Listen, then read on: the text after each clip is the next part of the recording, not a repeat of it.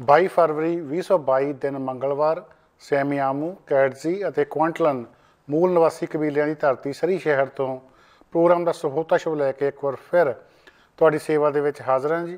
Programme ਨਾਲ जुड़ चुके सारे ही सत्कारयोग दर्शकों ਨੂੰ प्यार सत्कार भरी सत श्री अकाल। इस प्रोग्राम 'ਚ ਤੁਹਾਡਾ ਸਭ ਦਾ ਨਿੱਘਾ ਸਵਾਗਤ है। हमेशा ही तरह साडे प्रोग्राम ਨੂੰ ਤੁਹਾਡੇ तक पहुँचा रहे हैं gateway pizza and sweets, the empire banquet hall ਅਤੇ ਨਾਲ ਦੀ ਨਾਲ ਐਕਮੇ ट्रांसपोर्ट लिमिटेड। ਅੱਜ ਦੇ प्रोग्राम ਦੇ ਵਿੱਚ ਆਪਾਂ ਗੱਲ ਕਰਾਂਗੇ ਕੈਨੇਡਾ ਵੱਲੋਂ ਲਾਏ ਗਏ ਐਮਰਜੈਂਸੀ ਐਕਟ ਦੀ।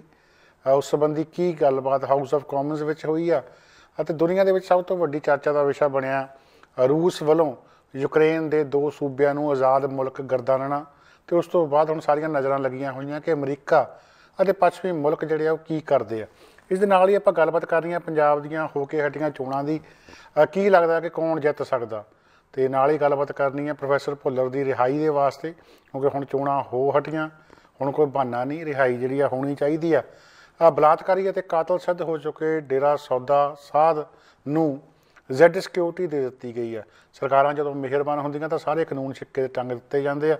ਤੇ ਅਖੀਰ ਵਿੱਚ ਆਪਾਂ ਗੱਲਬਾਤ ਕਰਨੀ ਹੈ ਦੀਪ ਸਿੱਧੂ ਹੁਣਾਂ ਦੀ ਅੰਤਿਮ ਅਰਦਾਸ ਦੀ, ਜਿਸ ਸੰਬੰਧੀ ਪੰਜਾਬ ਦੇ ਵਿੱਚ ਵੱਡੀ ਪੱਧਰ ਤੇ ਇਕੱਠ ਹੋਣ ਦੀ ਸੰਭਾਵਨਾ ਬਣੀ ਹੋਈ ਆ। ਪੂਰਾ ਪ੍ਰੋਗਰਾਮ ਲੈ ਕੇ ਹੁਣੇ ਤੁਹਾਡੀ ਸੇਵਾ 'ਚ ਵਾਪਸ ਮੁੜਦੇ ਹਾਂ ਜੀ। प्रोग्राम का सहोता शो 'ਚ एक बार फिर ਤੁਹਾਡਾ ਸਭ ਦਾ ਨਿੱਘਾ ਸਵਾਗਤ ਆ। ਵੀਕਐਂਡ ਦੇ ਉੱਤੇ ਕੀ ਹੋਇਆ ਕਿ ਐਮਰਜੈਂਸੀ ਐਕਟ ਜਿਹੜਾ ਜੀ ਉਹ ਕੈਨੇਡਾ ਸਰਕਾਰ ਵੱਲੋਂ ਉਹ ਹਾਊਸ ਆਫ ਕਾਮਨਸ ਦੇ ਵਿੱਚ ਪੇਸ਼ ਕੀਤਾ ਗਿਆ, ਜਿੱਥੇ ਕਿ ਐਨਡੀਪੀ ਪਾਰਟੀ ਦੀ ਹਮਾਇਤ ਦੇ ਨਾਲ ਇਹ ਪਾਸ ਹੋ ਗਿਆ। 185 ਦੇ ਮੁਕਾਬਲੇ 151 ਵੋਟਾਂ ਦਾ ਫਰਕ ਰਿਹਾ। ਕੰਜ਼ਰਵੇਟਿਵ ਪਾਰਟੀ ਅਤੇ ਬਲਾਕ ਕਬਿਕਵਾ ਦੋਨੇ ਪਾਰਟੀਆਂ ਇਸ ਦੇ ਵਿਰੋਧ ਵਿੱਚ ਭੁਗਤੀਆਂ, ਜਦੋਂ ਕਿ ਐਨਡੀਪੀ ਨੇ ਲਿਬਰਲ ਪਾਰਟੀ ਦਾ ਸਾਥ ਦਿੱਤਾ। ਐਮਰਜੈਂਸੀ ਐਕਟ ਬੇਸ਼ੱਕ ਪਹਿਲਾਂ ਹੀ ਲਾਗੂ ਕਰ ਦਿੱਤਾ ਸੀ, ਪਰ ਕਾਨੂੰਨ ਮੁਤਾਬਕ ਇਹ ਰਵਾਇਤ ਹੈ ਕਿ 7 ਦਿਨਾਂ ਦੇ ਵਿੱਚ ਐਮਰਜੈਂਸੀ ਐਕਟ ਲਾਗੂ ਹੋਣ ਦੇ 7 ਦਿਨਾਂ ਦੇ ਵਿੱਚ ਸਰਕਾਰ ਨੂੰ ਹਾਊਸ ਆਫ ਕਾਮਨਸ ਦੇ ਵਿੱਚ ਇਹਦੀ ਮਨਜ਼ੂਰੀ ਲੈਣੀ ਪੈਂਦੀ ਹੈ ਕਿ ਜਿਹੜੇ MP ਨੇ ਉਹਦੇ ਹੱਕ ਦੇ ਵਿੱਚ। ਇਸ ਕਰਕੇ ਇਹ ਬਿੱਲ ਜਿਹੜਾ ਮੋਸ਼ਨ ਆ ਇਹ ਸੰਸਦ ਦੇ ਵਿੱਚ ਲਿਆਂਦਾ ਗਿਆ ਸੀ, ਜਿੱਥੇ ਕਿ ਲਿਬਰਲ ਦੀ ਜਿਹੜੀ ਡੁੱਬਦੀ ਬੇੜੀ ਆ ਉਹਨੂੰ ਐਨਡੀਪੀ ਨੇ ਸਾਥ ਦਿੱਤਾ ਅਤੇ ਬਚਾਅ ਜਿਹੜਾ ਹੈ ਉਹਨਾਂ ਦਾ ਹੋ ਗਿਆ ਆ। ਹੁਣ ਇਸ ਮੌਕੇ ਕੀ ਹੋਇਆ ਕਿ ਜਿਹੜੇ ਕੰਜ਼ਰਵੇਟਿਵ MP ਸੀਗੇ ਉਹਨਾਂ ਨੇ ਕਾਫੀ ਜਿਹੜੀ ਆ ਨਾਅਰੇਬਾਜ਼ੀ ਕੀਤੀ, ਸ਼ਰਮ ਕਰੋ, ਸ਼ੇਮ ਦੇ ਨਾਅਰੇ ਜਿਹੜੇ ਆ ਉਹ ਲਾਏ ਗਏ। ਵਿਰੋਧ ਕੀਤਾ ਗਿਆ ਕਿ ਆਪਣੇ ਲੋਕਾਂ ਨੂੰ ਦਬਾਉਣ ਦੀ ਖਾਤਰ ਐਮਰਜੈਂਸੀ ਐਕਟ ਜਿਹੜਾ ਲਿਆਂਦਾ ਜਾ ਰਿਹਾ ਇਹ ਸਹੀ ਗੱਲ ਜਿਹੜੀ ਆ ਉਹ ਨਹੀਂ ਹੈਗੀ। ਦੂਜੇ ਪਾਸੇ ਜਦੋਂ ਗ੍ਰੀਨ ਪਾਰਟੀ ਦੀ MP ਐਲਿਜ਼ਬeth ਮੇ ਨੇ ਵੀ ਇਸ ਐਮਰਜੈਂਸੀ ਐਕਟ ਲਿਆਉਣ ਦੇ ਹੱਕ 'ਚ ਵੋਟ ਪਾ ਦਿੱਤੀ, ਤਾਂ ਉਸ ਵੇਲੇ ਫਿਰ ਲਿਬਰਲ ਪਾਰਟੀ ਦੇ MPs ਨੇ ਵੀ ਇਹੋ ਜਿਹਾ ਹੀ ਰੌਲਾ ਰੱਪਾ ਜਿਹੜਾ ਪਾਇਆ। ਸੋ ਇਹ ਕਹਿ ਸਕਦੇ ਹਾਂ ਕਿ ਐਨਡੀਪੀ, ਗ੍ਰੀਨ ਪਾਰਟੀ ਅਤੇ ਲਿਬਰਲ ਇਸ ਮੁੱਦੇ ਦੇ ਇੱਕ ਪਾਸੇ ਸੀ, ਕੰਜ਼ਰਵੇਟਿਵ ਪਾਰਟੀ ਅਤੇ ਬਲਾਕ ਕਬਿਕ ਜਿਹੜੇ ਆ ਉਹ ਦੋਹੇ ਦੂਜੇ ਪਾਸੇ ਸੀ। ਅਤੇ ਅਜਿਹਾ ਹੀ ਆਲਵੇਜ਼ ਹੁੰਦਾ ਆ। ਟਰੂਡੋ ਨੂੰ, ਪ੍ਰਧਾਨ ਮੰਤਰੀ ਟਰੂਡੋ ਨੂੰ ਹਾਊਸ ਆਫ ਕਾਮਨਸ ਵਿੱਚ ਪੁੱਛਿਆ ਗਿਆ ਕਿ ਜਦੋਂ ਇੱਕ ਪਾਸੇ ਹੁਣ ਪੁਲਿਸ ਧੜਾ ਗ੍ਰਿਫਤਾਰੀਆਂ ਕਰ ਰਹੀ ਹੈ, ਓਟਵਾ ਦੇ ਵਿੱਚ ਟਰੱਕ ਜਿਹੜੇ ਆ ਟੋਹ ਕਰਵਾਏ ਜਾ ਰਹੇ ਆ, ਅਤੇ ਓਟਵਾ ਦੇ ਵਿੱਚ ਲਗਭਗ ਜਿਹੜੇ ਮੁਜ਼ਾਹਰਾਕਾਰੀ ਖਦੇੜੇ ਜਾ ਚੁੱਕੇ ਆ, ਤਾਂ ਫਿਰ ਹੁਣ ਐਮਰਜੈਂਸੀ ਐਕਟ ਲਾਈ ਰੱਖੇ ਦਾ ਕੀ ਫਾਇਦਾ।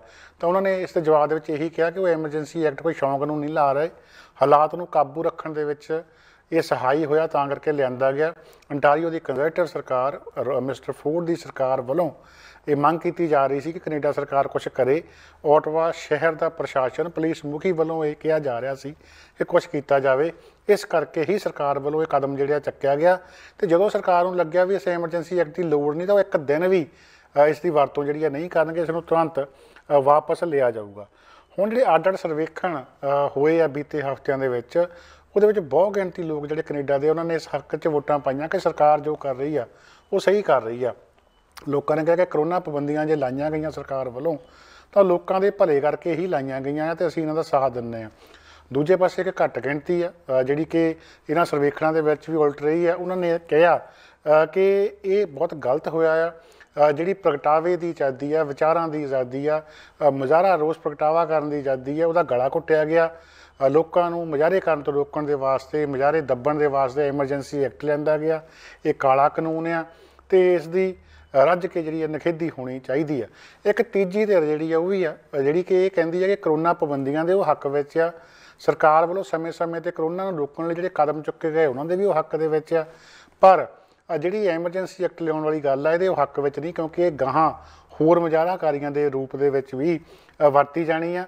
ਲੋਕਾਂ ਨੂੰ ਪ੍ਰਗਟਾਵੇ ਦੀ ਆਜ਼ਾਦੀ ਹੋਣੀ ਚਾਹੀਦੀ ਆ, ਵਿਚਾਰ ਦੇਣ ਦੀ ਆਜ਼ਾਦੀ ਹੋਣੀ ਚਾਹੀਦੀ ਆ, ਮੁਜ਼ਾਹਰੇ ਕਰਨ ਦੀ ਆਜ਼ਾਦੀ ਹੋਣੀ ਚਾਹੀਦੀ ਆ। ਜਿਹੜਾ ਐਮਰਜੈਂਸੀ ਐਕਟ ਲਿਆ ਕੇ ਸਰਕਾਰ ਵੱਲੋਂ ਇਹ ਸਾਰਾ ਕੁਝ ਦਬਾਉਣ ਦੀ ਕੋਸ਼ਿਸ਼ ਕੀਤੀ ਗਈ ਹੈ, ਇਸ ਗੱਲ ਦੇ ਹੱਕ ਵਿੱਚ ਉਹ ਲੋਕ ਜਿਹੜੇ ਆ ਨਹੀਂ ਹੈਗੇ। ਬਹੁਤ ਸਾਰੇ ਲੋਕਾਂ ਨੂੰ ਲੱਗਦਾ ਕਿ ਹੁਣ ਤਾਂ ਇਹ ਸਰਕਾਰ ਅਤੇ ਕੋਈ ਸੱਜੇ ਪੱਖੀ ਜਿਹੜੇ ਗੋਰੇ ਆ ਉਹਨਾਂ ਦੀ ਆਪਸ ਵਿੱਚ ਲੜਾਈ ਚੱਲ ਰਹੀ ਆ ਅਤੇ ਇਹਦੇ ਵਿੱਚ ਸਾਨੂੰ ਚੁੱਪ ਰਹਿਣਾ ਚਾਹੀਦਾ। ਪਰ ਠੀਕ ਹੈ, ਤੁਹਾਡੀ ਕੋਈ ਵੀ ਰਾਏ ਹੋ ਸਕਦੀ ਹੈ। ਤੁਸੀਂ ਕਰੋਨਾ ਪਾਬੰਦੀਆਂ ਦੇ ਹੱਕ ਵਿੱਚ ਹੀ ਹੋ ਸਕਦੇ ਆ, ਕਰੋਨਾ ਪਾਬੰਦੀਆਂ ਦੇ ਵਿਰੋਧ ਵਿੱਚ ਵੀ ਹੋ ਸਕਦੇ ਆ।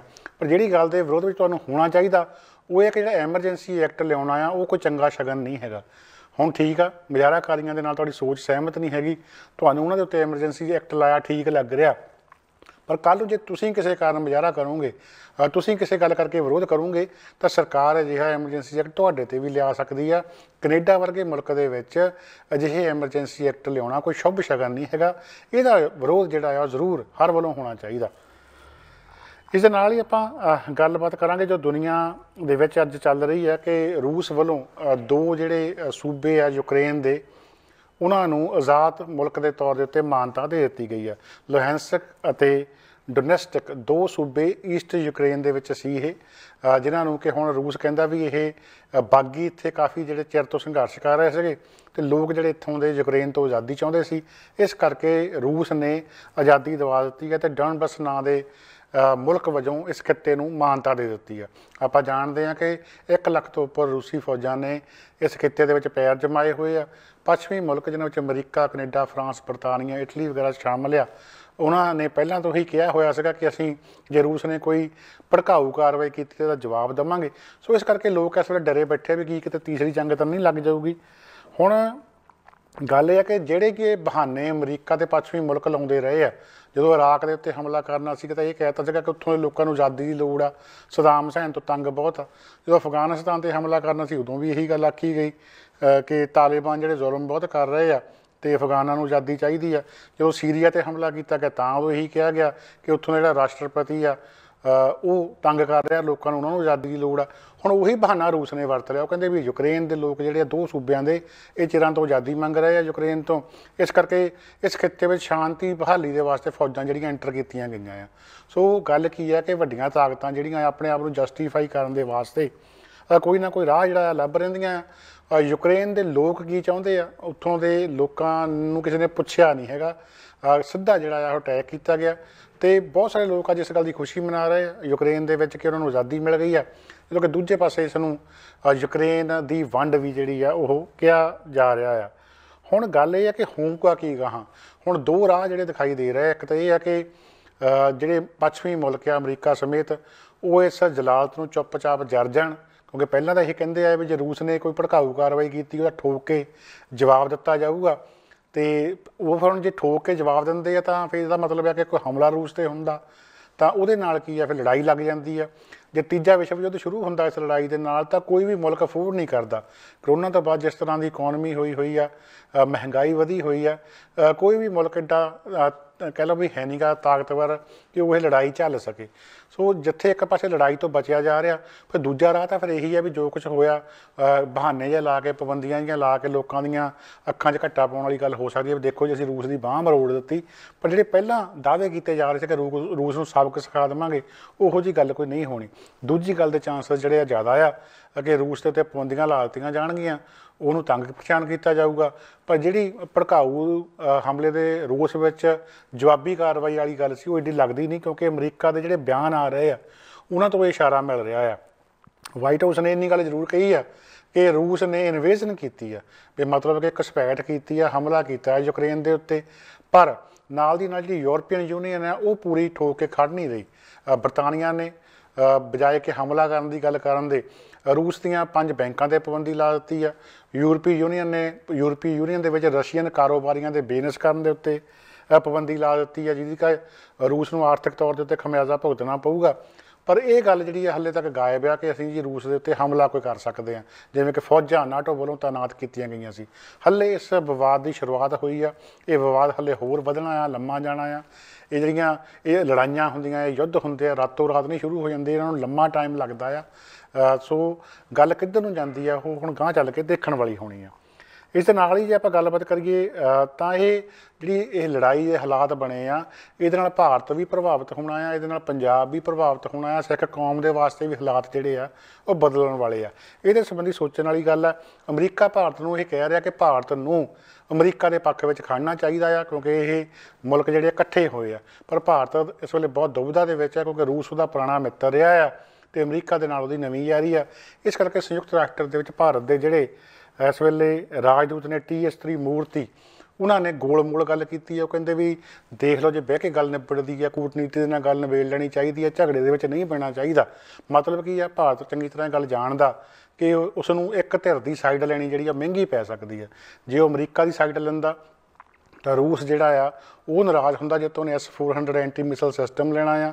ਉਹ ਰੂਸ ਜਿਹੜਾ ਕਿ ਫਿਰ ਚੀਨ ਅਤੇ ਪਾਕਿਸਤਾਨ ਦੇ ਨਾਲ ਪਹਿਲਾਂ ਨੇੜਤਾ ਵਧਾ ਰਿਹਾ ਆ, ਉੱਧਰ ਗੁਆਂਢੀ ਜਿਹੜੇ ਸਾਰੇ ਇਕੱਠੇ ਹੋ ਜਾਂਦੇ ਆ। ਅਤੇ ਜੇ ਭਾਰਤ ਰੂਸ ਦਾ ਪੱਖ ਲੈਂਦਾ ਤਾਂ ਅਮਰੀਕਾ ਦੇ ਨਾਲ ਵਿਗੜਦੀ ਆ, ਇਕੋਨਮੀ ਜਿਹੜੀ ਆ ਉਹ ਸਾਰੀ ਹਿੱਲਦੀ ਆ। ਅਮਰੀਕਾ ਦੇ ਵਿੱਚ ਜਿਹੜੇ ਲੋਕ ਵੀਜ਼ਿਆਂ 'ਤੇ ਗਏ ਹੋਏ ਆ ਉਹਨਾਂ ਦੇ ਉੱਤੇ ਸਖਤੀ ਹੋ ਸਕਦੀ ਹੈ। ਸੋ ਭਾਰਤ ਦੀ ਹਾਲਤ ਇਸ ਵੇਲੇ ਮੂੰਹ 'ਚ ਕੂੜ ਕਿਰਲੀ ਵਾਲੀ ਹੋਈ ਪਈ ਆ। ਸਮਝ ਨਹੀਂ ਲੱਗ ਰਹੀ ਮੋਦੀ, ਡੋਵਲ ਅਤੇ ਜੈਸ਼ੰਕਰ ਦੀ ਤ੍ਰਿਕੜੀ ਨੂੰ ਕਿ ਕੀ ਕੀਤਾ ਜਾਵੇ। ਦੂਜੇ ਪਾਸੇ ਯੁੱਧ ਨੀਤੀ ਦੇ ਮਾਹਰ ਜਿਹੜੇ ਆ ਉਹ ਇਹ ਕਹਿ ਰਹੇ ਆ ਕਿ ਚੀਨ ਚੌਂ ਪਾਸਿਓਂ ਭਾਰਤ ਨੂੰ ਘੇਰ ਰਿਹਾ ਆ ਅਤੇ ਅਗਲੇ 1 ਸਾਲ ਦੇ ਵਿੱਚ ਜਿਹੜਾ ਆ ਚਾਰੇ ਪਾਸਿਓਂ ਚੀਨ ਹਮਲਾ ਕਰ ਸਕਦਾ ਆ। ਇਹੀ ਕਾਰਨ ਹੈ ਕਿ ਭਾਰਤ ਕਿਸੇ ਵੀ ਪਾਸੇ ਨਹੀਂ ਹੋਣਾ ਚਾਹੁੰਦਾ। ਉਹਨੂੰ ਜਾਪਦਾ ਕਿ ਜੇ ਉਹ ਰੂਸ ਦੇ ਵਿਰੁੱਧ ਹੁੰਦਾ ਆ ਤਾਂ ਫਿਰ ਚੀਨ ਅਤੇ ਰੂਸ ਜਿਹੜੇ ਆ ਉਹਨੂੰ ਭਵਿੱਖ ਵਿੱਚ ਹੋਰ ਤੰਗ ਕਰਨਗੇ, ਪਾਕਿਸਤਾਨ ਦੇ ਨਾਲ ਖੜਨਗੇ। ਸੋ ਬੜੀ ਨਾਜ਼ੁਕ ਸਥਿਤੀ ਬਣੀ ਹੋਈ ਆ। ਇਸ ਵੇਲੇ ਪੁਤਨ ਨੇ ਇੱਕ ਹੋਰ ਕੂਟਨੀਤੀ ਖੇਡੀ ਆ। ਉਹਨੇ ਇਮਰਾਨ ਖਾਨ ਜਿਹੜੇ ਕਿ ਪਾਕਿਸਤਾਨ ਦੇ ਪ੍ਰਧਾਨ ਮੰਤਰੀ ਆ, ਉਹਨਾਂ ਨੂੰ ਰੂਸ ਦਾ, ਮਾਸਕੋ ਦਾ ਸੱਦਾ ਦੇ ਦਿੱਤਾ ਆ। ਕੱਲ੍ਹ ਨੂੰ ਜਾਣੀ ਕਿ 23-24 ਫਰਵਰੀ ਨੂੰ ਇਮਰਾਨ ਖਾਨ ਆਪਣੇ ਵੱਡੇ ਅਮਲੇ ਫੈਲੇ ਦੇ ਨਾਲ, ਵਫਦ ਦੇ ਨਾਲ ਮਾਸਕੋ ਪਹੁੰਚ ਰਹੇ ਆ ਅਤੇ ਕਿਹਾ ਜਾ ਰਿਹਾ ਕਿ ਰੂਸ, ਚੀਨ ਅਤੇ ਪਾਕਿਸਤਾਨ ਗੱਠਜੋੜ ਜਿਹੜਾ ਹੋਰ ਮਜ਼ਬੂਤ ਹੋਊਗਾ ਜੀ। ਜਾਣ ਤੋਂ ਪਹਿਲਾਂ ਇਮਰਾਨ ਖਾਨ ਨੇ ਰਸ਼ੀਆ TV ਦੇ ਨਾਲ ਇੱਕ ਇੰਟਰਵਿਊ ਦੇ ਵਿੱਚ ਕਿਹਾ ਕਿ ਮੈਂ ਨਰਿੰਦਰ ਮੋਦੀ ਦੇ ਨਾਲ TV ਦੇ ਉੱਤੇ ਡਿਬੇਟ ਕਰਨੀ, ਬਹਿਸ ਕਰਨੀ ਪਸੰਦ ਕਰੂੰਗਾ। ਅਸੀਂ ਲੜਨਾ ਨਹੀਂ ਚਾਹੁੰਦੇ। ਜਿਹੜੀ ਗੱਲ ਬਹਿ ਕੇ ਗੱਲਬਾਤ ਕਰਕੇ ਹੱਲ ਹੋ ਸਕਦੀ ਹੈ, ਉਸ ਵਾਸਤੇ ਅਰਬਾਂ ਲੋਕਾਂ ਦੀ ਜ਼ਿੰਦਗੀ ਜਿਹੜੀ ਹੈ ਖਤਰੇ ਵਿੱਚ ਨਹੀਂ ਪਾਈ ਜਾ ਸਕਦੀ। ਵਿਚਾਰਕ ਮਤਭੇਦ ਜਿਹੜੇ ਆ ਬਹਿ ਕੇ ਹੱਲ ਕੀਤੇ ਜਾ ਸਕਦੇ ਆ। ਅਤੇ ਉਹ ਕਹਿੰਦੇ ਨਰਿੰਦਰ ਮੋਦੀ ਡਿਬੇਟ ਕਰਨ ਮੇਰੇ ਨਾਲ ਅਤੇ ਮੈਂ ਦੱਸ ਸਕਦਾ ਕਿ ਇੰਡੀਆ ਦੇ ਵਿੱਚ ਇਸ ਵੇਲੇ ਹਾਲਾਤ ਜਿਹੜੇ ਆ ਕਿੰਨੇ ਮਾੜੇ ਆ। ਸੋ ਇਮਰਾਨ ਖਾਨ ਹੁਣੇ ਵੀ ਥਾਪੀਆਂ ਮਾਰ ਰਹੇ ਆ। ਉੱਧਰੋਂ ਅਫਗਾਨਿਸਤਾਨ ਨੇ ਇੱਕ ਆਪਣੀ ਨਵੀਂ ਫੌਜੀ ਟੁਕੜੀ ਦਾ ਨਾਂ ਪਾਣੀਪਤ ਬ੍ਰਿਗੇਡ ਰੱਖ ਦਿੱਤਾ। ਜਿਹੜੇ ਲੋਕਾਂ ਨੇ ਇਤਿਹਾਸ ਪੜ੍ਹਿਆ ਉਹਨਾਂ ਨੂੰ ਪਤਾ ਕਿ ਪਾਣੀਪਤ ਦਾ ਕੀ ਇਤਿਹਾਸ ਆ। ਪਾਣੀਪਤ ਦੀ ਲੜਾਈ ਇੱਕ ਪਾਸੇ ਜਿਹੜੇ ਆ ਦਿੱਲੀ ਦਰਬਾਰ, ਮੁਗਲ ਰਾਜੇ ਅਤੇ ਨਾਲ ਉਹਨਾਂ ਦੇ ਪੇਸ਼ਵੇ ਮਰਾਠੇ ਜਿਹੜੇ ਅਸੀਂ, ਦੂਜੇ ਪਾਸੇ ਅਫਗਾਨੀ, ਰੋਹਿਲੇ, ਪਠਾਨ, ਇਹ ਸਾਰੀਆਂ ਧਿਰਾਂ ਜਿਹੜੀਆਂ ਆ ਉਸ ਵੇਲੇ ਸੀ, ਜਿਨ੍ਹਾਂ ਦਾ ਕਿ ਆਪਸ ਦੇ ਵਿੱਚ ਉਦੋਂ ਭੇੜ ਹੋਇਆ ਅਤੇ ਪੇਸ਼ਵਾਵਾਂ ਨੂੰ, ਮੁਗਲ ਰਾਜ ਨੂੰ ਪਾਣੀਪਤ ਦੀ ਲੜਾਈ ਦੇ ਵਿੱਚ ਹਾਰ ਹੋਈ ਸੀਗੀ ਅਤੇ ਜਿਹੜੇ ਅਬਦਾਲੀ ਹੁਣੀ ਸੀਗੇ ਦੂਜੇ ਪਾਸਿਓਂ ਆਏ, ਉਹਨਾਂ ਦੀ ਜਿੱਤ ਹੋਈ ਸੀ। ਲਗਭਗ ਉਹੋ ਜਿਹੇ ਹਾਲਾਤ ਹੁਣ ਇੱਕ ਵਾਰੀ ਫਿਰ ਬਣ ਰਹੇ ਆ। ਇੱਕ ਵਾਰੀ ਜਮਨਾ ਪਾਰ ਭਾਰਤ ਦੀ ਹਿੰਦੂ ਬਹੁ ਗਿਣਤੀ ਹੈ ਅਤੇ ਇੱਧਰ ਜਿਹੜੇ ਸਾਰਾ ਗੱਠਜੋੜ ਹੋ ਰਿਹਾ, ਤੁਰਕੀ ਤੋਂ ਲੈ ਕੇ ਪਾਕਿਸਤਾਨ ਤੱਕ, ਅਫਗਾਨਿਸਤਾਨ, ਚੀਨ, ਉਹਦੇ 'ਚ ਮੰਗੋਲ ਵੀ ਰਲ ਰਹੇ ਆ, ਰੂਸੀ ਵੀ ਰਲ ਰਹੇ ਆ, ਤੁਰਕ ਵੀ ਇੱਕ ਪਾਸੇ ਹੋ ਰਹੇ ਆ। ਸੋ ਇਹ ਅਤੇ ਨਾਲ ਦੀ ਨਾਲ UP ਤੋਂ ਪਾਕਿਸਤਾਨ ਉੱਜੜ ਕੇ ਗਏ ਹੋਏ ਮੁਸਲਮਾਨ ਜਿਹੜੇ ਉਹ ਵੀ ਸਾਥ ਦੇ ਰਹੇ ਆ। ਤਕਰੀਬਨ ਇਤਿਹਾਸ ਦੇ ਉਹੋ ਜਿਹੇ ਹਾਲਾਤ ਬਣ ਰਹੇ ਜਿਹੜੇ ਕਿ ਪਾਣੀਪਤ ਦੀ ਲੜਾਈ ਵੇਲੇ ਸੀ। ਸੋ ਇਹ ਗੱਲ ਸਮਝਣ ਵਾਲੀ ਆ। ਉਦੋਂ ਵੀ ਇਹਨਾਂ ਦੋਹਾਂ ਤਾਕਤਾਂ ਦੇ ਦਰਮਿਆਨ ਇੱਕ ਜਿਹੜਾ ਬਫਰ ਸੀ ਉਹ ਸੀ ਸਿੱਖ ਸਟੇਟ ਜਾਂ ਸਿੱਖ ਕੌਮ, ਜਿਹੜੀ ਕਿ ਦੋਵੇਂ ਪਾਸਿਆਂ ਤੋਂ ਬਚਾ ਕੇ ਰੱਖਦੀ ਸੀ। ਕੰਧ ਦਾ ਰੂਪ ਜਿਹੜਾ ਆ ਉਹ ਕੰਧ ਦਾ ਰੋਲ ਜਿਹੜਾ ਨਿਭਾ ਰਹੀ ਸੀਗੀ। ਹੁਣ ਉਹ ਕੰਧ ਬੀਤੇ 40 ਸਾਲਾਂ ਤੋਂ ਭਾਰਤ ਦੇ ਹਾਕਮਾਂ ਨੇ, ਅੱਡ-ਅੱਡ ਹਾਕਮਾਂ ਨੇ, ਕਾਂਗਰਸ ਨੇ, ਭਾਜਪਾ ਨੇ ਆਪ ਕਮਜ਼ੋਰ ਕੀਤੀ ਆ। ਸਿੱਖਾਂ ਦੀ ਨਸਲਕੁਸ਼ੀ ਕੀਤੀ ਆ, ਸਿੱਖਾਂ ਨੂੰ ਇੰਨਾ ਤੰਗ ਪਰੇਸ਼ਾਨ ਕੀਤਾ ਕਿ ਉਹ ਪੰਜਾਬ ਛੱਡ ਕੇ ਬਾਹਰ ਵਸਣ ਵਾਸਤੇ ਵੀ ਮਜਬੂਰ ਹੋਏ ਆ। ਹੁਣ ਉਹ ਜਿਹੜੀ ਕੰਧ ਇੰਨੀ ਸੁਰੱਖਿਆ ਕੜੀ ਸੀਗੀ ਇਹਨਾਂ ਦੋਹਾਂ ਤਾਕਤਾਂ ਦੇ ਵਿਚਾਲੇ, ਉਹ ਖੁਦ ਕਮਜ਼ੋਰ ਕਰਨ ਦਾ ਹੀ ਨਤੀਜਾ ਆ ਕਿ ਅੱਜ ਹਾਲਾਤ ਇੱਥੋਂ ਤੱਕ ਬਣ ਰਹੇ ਆ ਕਿ ਕਿਸੇ ਵੇਲੇ ਵੀ ਉਸ ਜਿਵੇਂ ਯੂਕਰੇਨ ਦੇ ਵਿੱਚ ਰਾਤੋਂ ਰਾਤ ਜਿਹੜਾ ਸਾਰਾ ਕੁਝ ਹੋ ਗਿਆ, ਨਵੇਂ ਮੁਲਕ ਹੋਂਦ ਵਿੱਚ ਆਏ ਆ ਅਤੇ ਇਸ ਖਿੱਤੇ ਦੇ ਵਿੱਚ ਵੀ ਕੁਛ ਵੀ ਹੋ ਸਕਦਾ ਆ। ਸੋ ਜਿੱਥੇ ਯੂਕਰੇਨ, ਰੂਸ ਦੀ ਆਪਾਂ ਗੱਲ ਕਰ ਰਹੇ ਹਾਂ, ਪਾਣੀਪਤ ਬ੍ਰਿਗੇਡ ਦੀ ਗੱਲ ਕਰ ਰਹੇ ਹਾਂ, ਨਵੇਂ ਉੱਭਰ ਰਹੇ ਅੰਤਰਰਾਸ਼ਟਰੀ ਹਾਲਾਤ ਦੀ ਗੱਲ ਕਰ ਰਹੇ ਹਾਂ, ਉੱਥੇ ਸਿੱਖ ਕੌਮ ਨੂੰ ਅਤੇ ਪੰਜਾਬ ਲਈ ਵੀ ਇਹ ਸਮਝਣ ਵਾਲੀ ਘੜੀ ਆ ਕਿ ਉਹਨਾਂ ਦਾ ਇਤਿਹਾਸਕ ਰੋਲ ਕੀ ਸੀਗਾ ਅਤੇ ਹੁਣ ਭੂਗੋਲਿਕ ਖਿੱਤੇ ਤੋਂ ਪੰਜਾਬ ਇੰਨਾ ਅਹਿਮ ਹੋਣ ਕਰਕੇ ਉਹਨਾਂ ਦਾ ਰੋਲ ਜਿਹੜਾ ਆ ਕੀ ਹੋ ਸਕਦਾ ਆ ਅਤੇ ਕੀ ਉਹ ਆਪਣੇ ਵਾਸਤੇ ਲੈ ਸਕਦੇ ਆ। ਮੋਦੀ ਹੁਣੀ ਰੋਜ਼ੇ ਸਿੱਖਾਂ ਦੀਆਂ ਸਿਫਤਾਂ ਕਰ ਰਹੇ ਆ, ਸੋਹਲੇ ਗਾ ਰਹੇ ਆ, ਸਿੱਖਾਂ ਨੂੰ ਮਿਲ ਰਹੇ ਆ, ਕਹਿੰਦੇ ਮੈਂ ਤਾਂ ਸਿੱਖਾਂ ਬਿਨਾਂ ਬਚਦਾ ਨਹੀਂ ਹੈਗਾ, ਸਿੱਖਾਂ ਦੀ ਮੈਂ ਕਦਰ ਬਹੁਤ ਕਰਦਾ ਹਾਂ। ਇਹ ਸਾਰੀਆਂ ਗੱਲਾਂ ਆਪਣੇ ਆਪ ਨਹੀਂ ਹੋ ਰਹੀਆਂ, ਜਿੰਨੀ ਵੀ ਲੋਲੋ ਪੋਪੋ ਹੋ ਰਹੀ ਆ, ਸਿੱਖਾਂ ਨੂੰ ਪੱਠੇ ਪਾਏ ਜਾ ਰਹੇ ਆ ਕਿਉਂਕਿ ਉਹਨਾਂ ਨੂੰ ਭਵਿੱਖ ਦਿਸ ਰਿਹਾ कि जे भविख में कोई ਇਹੋ ਜਿਹੀ लड़ाई होंदी है तो सिख असीं किवें वरतने आ। सो सिख कौम के आगूआं नूं पंजाब के आगूआं नूं भी ये सोचना चाहिए कि जेकर भविख में लड़ाई होंदी है, हालात बदलते, तो उन्होंने अपने भले वास्ते दे विचों की कढ़ना आ। कोई अजिहे मौके होंदे आ जदों स्टेक होल्डरस दे नाल गलबात करके संबंधित धिरां दे नाल नगोशिएशन करके अपने लिए कुछ लिया जाता है। सो मोदी हुणां नूं भी यही गल पंजाब के आगूआं वालों सिखां वालों कही जानी चाहिए आ कि जेकर तुसीं साडा साथ चाहुंदे आ तो साडे हक साडियां मंगां दे उत्ते गलबात करो, तुसीं सानूं हुण की दिंदे आ, इहड़ियां गल्लां बातां करनियां मुफ्त दियां ये छड्डो। दूजे पासे यही गलबात जिहड़ी आ रूस, चीन, पाकिस्तान, अफगानिस्तान नाल भी होनी चाहिए आ भी जेकर तुसीं इत्थे हालात बदलाउने आ तो साडे वास्ते इहदे विच की होऊगा, क्योंकि जदों अंतरराष्ट्रीय हालात बदलदे आ तो मौके दे उत्ते तुसीं की खट जांदे आ ये देखना पैंदा। जिहड़ियां गलतियां 1947 दे विच होईयां वो शायद हुण नहीं करनियां चाहीदियां। ये मौका हुंदा आ सिखां वास्ते, पंजाब वास्ते इतिहास एक बारी फिर मुड़ दोहराउण नूं अपने आप नूं तैयार आ। ते ये दिल्ली दरबार ने भी देखना है कि उन्होंने बीते च की सिੱਖਿਆ, जो कुछ बीते विच वापरिया, तो सिखां ने तो पंजाब ने भी सीखना कि ਜਿਹੜੀਆਂ ਪਹਿਲਾਂ गलतियां कीतियां ਉਹ किवें ਦੁਬਾਰਾ नहीं करनियां ते किवें सारियां स्टेक होल्डरस दे नाल नगोशिएशन करके अपने वास्ते कुछ कढ़ना आ। गल करिए पंजाब के चोण नतीजों की, पंजाब के चोणां हो हटियां आ। पोलिंग पिछले साल नालों तकरीबन 7-8 पिछली वारी नालों 7-8% घट हुई आ। हालांकि पार्टियां ज़्यादा सीगा, चाहिदा तो यह सीगा कि चोणां दे विच वध जिहड़ी आ पोलिंग हुंदी, पर घट होण दा मतलब यही है कि लोकां दी जिहड़ी दिलचस्पी चोणां विच घटी है, उन्होंने लगा कि सारे इक्को जिहे आ। हुण जे गलबात करिए चोण नतीजों की तो कोई भी माहर हजे तक इस नतीजे ते नहीं पहुंचा कि एक सरकार किहदी बनूगी। हले तक चोण सर्वेखण करन वाले भी सुत्ते पए आ, उन्होंने भी कुछ समझ नहीं लग रहा। जे गल मालवे की करिए, जिहड़े हालात उत्थों धरातल तो आ रहे आ, तो आम आदमी पार्टी की काफ़ी चढ़ाई दसी जा रही है। लगता कि वो काफ़ी सीटां कढ जाणगे, इत्थों तक कि वड्डे बादल साहब वाली सीट भी हार दी लोकी दस रहे आ। पर दूजे पासे जे गल करिए माझे की, तो माझे विच अकाली दल दीयां सीटां काफ़ी वध गईयां प्रतीत होंदियां दस रहे आ। वो कहते भी जिन्नियां क मालवे विचों घटणियां उन्नियां माझे च वध जाणियां आ, अकाली दल दा हत्थ उपर हो सकदा।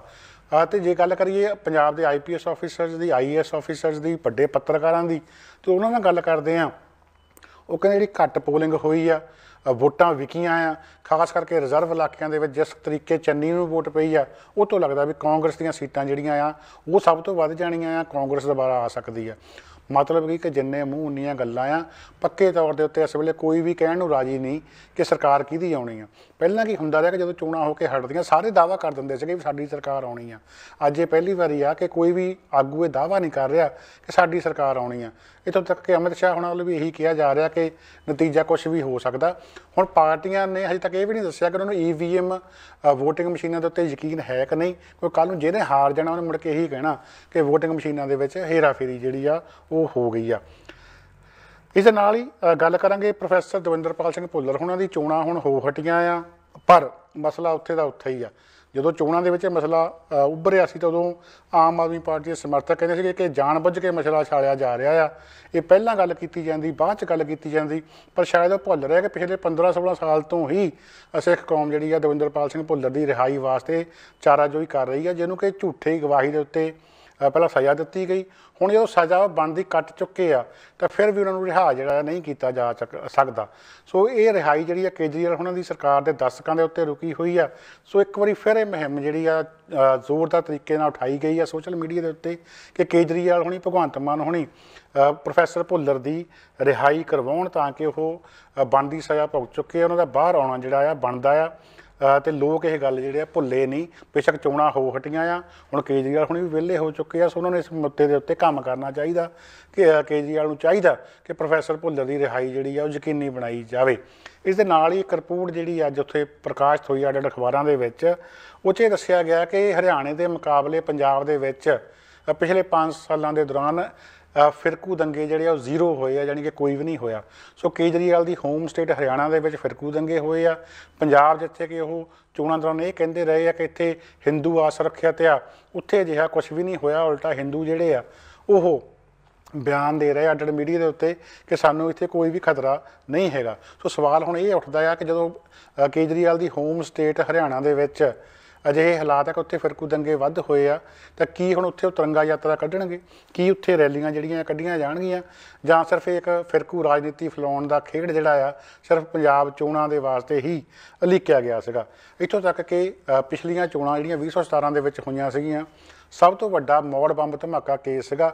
ਉਹਦੇ ਬਾਰੇ ਚੋਣਾਂ ਦੌਰਾਨ ਬਿਲਕੁਲ ਵੀ ਕੇਜਰੀਵਾਲ ਸਾਹਿਬ ਵੱਲੋਂ ਗੱਲ ਨਹੀਂ ਕੀਤੀ ਗਈ ਕਿ ਉਹ ਹੁਣ ਉਸ ਮਸਲੇ ਨੂੰ ਚੁੱਕਣਗੇ। ਚੋਣਾਂ ਤਾਂ ਹੁਣ ਹੋ ਹਟੀਆਂ ਆ। 7 ਬੇਕਸੂਰ ਲੋਕ ਇਸ ਜਿਹੜੇ ਆ ਧਮਾਕੇ ਵਿੱਚ ਮਾਰੇ ਗਏ ਸੀਗੇ।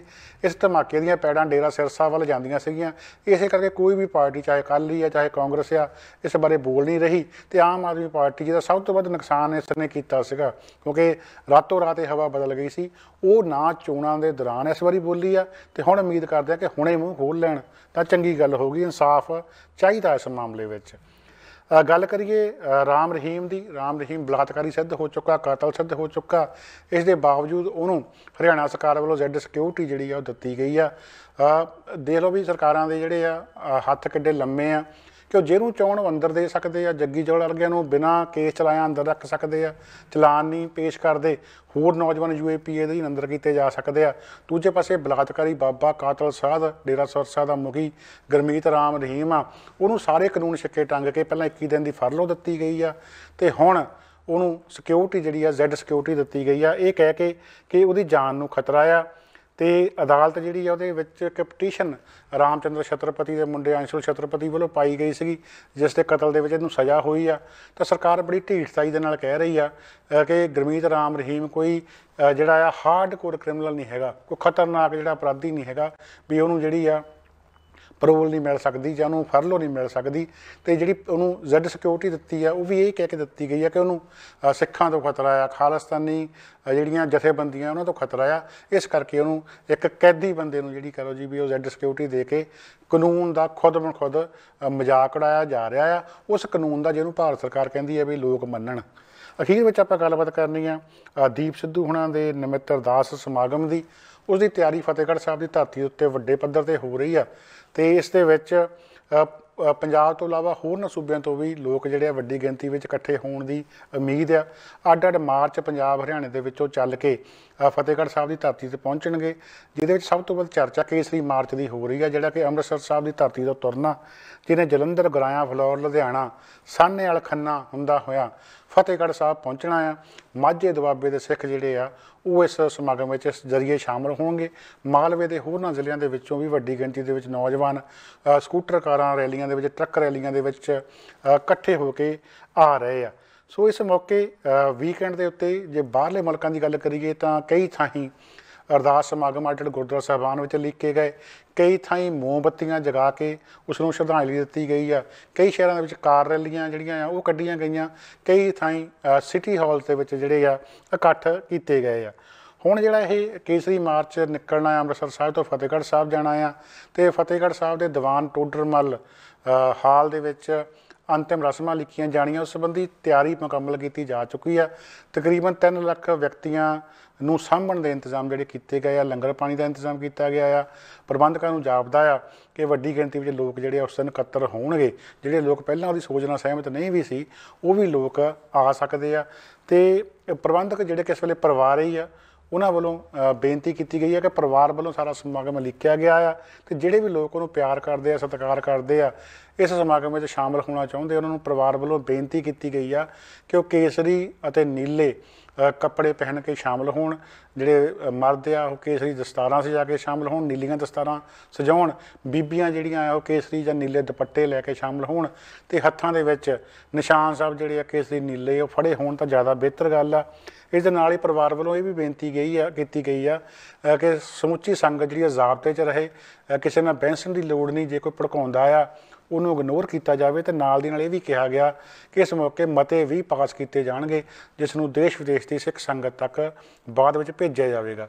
ਸੋ ਜੇ ਮੈਂ ਦੇਖਦਾ ਇਸ ਅਰਦਾਸ ਸਮਾਗਮ ਨੂੰ ਤਾਂ ਮੈਨੂੰ ਇਉਂ ਜਾਪਦਾ ਕਿ ਇੱਕ ਵਾਰੀ ਫਿਰ ਸਰਬੱਤ ਖਾਲਸਾ ਪੰਜਾਬ ਦੀ ਧਰਤੀ 'ਤੇ ਹੋਣ ਜਾ ਰਿਹਾ, ਜਿਹਦੇ ਵਿੱਚ ਕਿ ਪੰਥ ਪ੍ਰਸਤ ਧਿਰਾਂ ਜਿਹੜੀਆਂ ਇਕੱਠੀਆਂ ਹੋਣਗੀਆਂ, ਉੱਥੇ ਵਿਚਾਰ ਚਰਚਾ ਹੋਊਗੀ ਤੇ ਲੱਗਦਾ ਕਿ ਜਿਹੜੇ ਮਤੇ ਉੱਥੇ ਪੇਸ਼ ਕੀਤੇ ਜਾਣਗੇ ਉਹ ਨਵੀਂ ਪੀੜ੍ਹੀ ਨੂੰ, ਨਵੀਂ ਨਸਲ ਨੂੰ ਕੋਈ ਰਾਹ ਦੇਣ ਵਾਲੇ ਹੋਣਗੇ। ਇੱਥੇ ਇਸ ਹਫ਼ਤੇ ਦਾ ਪਹਿਲਾ ਪ੍ਰੋਗਰਾਮ ਖਤਮ ਕਰਨ ਦੀ ਆਗਿਆ ਬਖਸ਼ੋ। ਕੱਲ੍ਹ ਨੂੰ ਹੋਰ ਗੱਲਬਾਤ, ਹੋਰ ਜਾਣਕਾਰੀ ਲੈ ਕੇ ਫਿਰ ਤੁਹਾਡੀ ਸੇਵਾ 'ਚ ਹਾਜ਼ਰ ਹੋਵਾਂਗੇ। ਤਦ ਤੱਕ ਲਈ ਆਪ ਸਭ ਨੂੰ ਪਿਆਰ। ਸਾਡਾ ਹਰ ਇੱਕ ਪ੍ਰੋਗਰਾਮ ਦੇਖਣ ਤੇ ਸਾਡੇ ਨਾਲ ਜੁੜਨ ਲਈ ਸਬਸਕ੍ਰਾਈਬ ਕਰੋ ਚੈਨਲ ਪੰਜਾਬੀ ਤੇ ਨੋਟੀਫਿਕੇਸ਼ਨ ਲਈ ਬੈਲ ਆਈਕਨ ਵਾਲੇ ਬਟਨ ਤੇ ਕਲਿੱਕ ਕਰੋ।